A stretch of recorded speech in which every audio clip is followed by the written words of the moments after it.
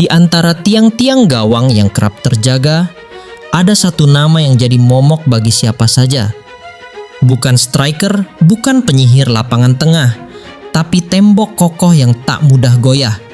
Dialah Rizky Ridho, sang penakluk serangan pematah harapan lawan. Darahnya muda, tapi nyalinya baja. Bek tangguh dari Surabaya yang kini jadi tiang bangsa. Dibesarkan di kota yang mengajarkan kerasnya sepak bola. Di Surabaya, tempat cinta dan amarah menyatu dalam suara. Bersama Persebaya, Ridho menjelma bukan sekadar pemain, tapi simbol perlawanan, benteng hidup yang tak mudah ditaklukkan. Debut di usia belia, namun mentalnya dewasa. Bek tengah dengan kaki kuat dan kepala tajam membaca celah. Tiap bola panjang, ia sambut seperti tugas dari langit.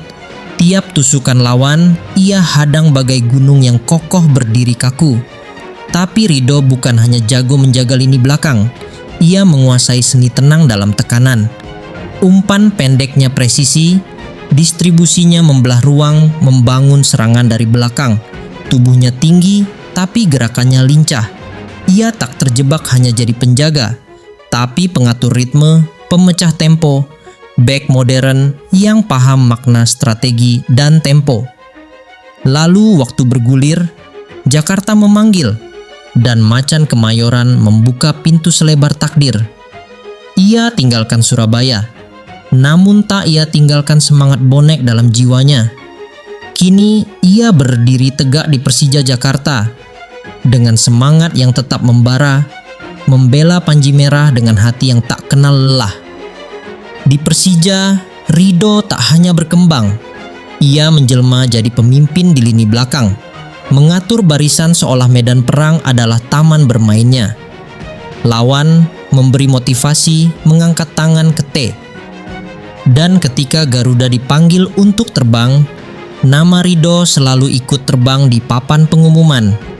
Bersama timnas, ia jadi palang pintu kepercayaan. Tak gentar walau berhadapan dengan bintang-bintang Asia.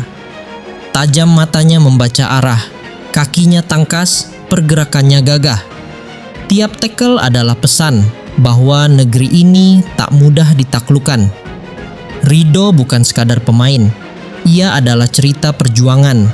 Dari akademi ke Persebaya, lalu Persija, dan kini di puncak Garuda. Ia adalah lambang bahwa bek pun bisa jadi pahlawan. Meski tak mencetak gol, ia selamatkan ribuan harapan. Ia buktikan bahwa kekuatan bukan hanya soal otot, tapi soal otak, taktik, dan niat yang lurus tanpa cacat.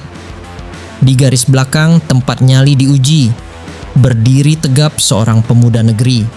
Rizky Ridho, sang penjaga sunyi, menanti datangnya badai tanpa pernah lari. Langkahnya tak gaduh, tapi tajam membaca.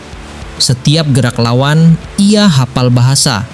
Ia tak mengejar bola semata, tapi ruang dan waktu, ia kunci segalanya. Tackle Ridho bukan amarah, tapi tarian penuh arah. Bukan hanya menghentikan, tapi meredam sebelum datang ancaman. Duel udara baginya seperti puisi. Ia melompat tinggi, menepis mimpi musuh pergi. Dengan kepala yang tak hanya keras, tapi cerdas dalam mengambil keputusan yang pas. Positioningnya ibarat bayangan, selalu ada meski tak tampak di pandangan. Ia tak perlu banyak gerak, cukup sekali langkah, lawan pun terjebak. Tiap clearance adalah seni, tendangan jauh tapi penuh makna dan arti. Ia tahu kapan menahan, kapan maju, dan kapan mundur tanpa keraguan. Ia adalah penjaga tak bersenjata, tapi cukup satu tatapan. Penyerang pun ragu melangkah. Tenang tanpa gegabah, bagai samurai dalam senyap, siap membelah arah. Ridho bukan hanya bek, ia pembaca tempo, pengendali detak. Ia tak berdiri untuk menunggu jatuhnya bola, ia sudah ada sebelum lawan sempat bicara.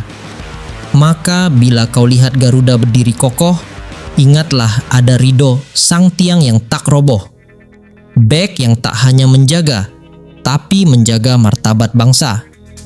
Dari Surabaya hingga Jakarta, dari bonek ke Jakmania, semua tahu tembok ini tak akan roboh karena ia bukan dibangun dari batu biasa, tapi dari cinta, disiplin, dan mimpi yang tak pernah runtuh. Rizky Ridho, tembok Garuda yang tak mudah tumbang.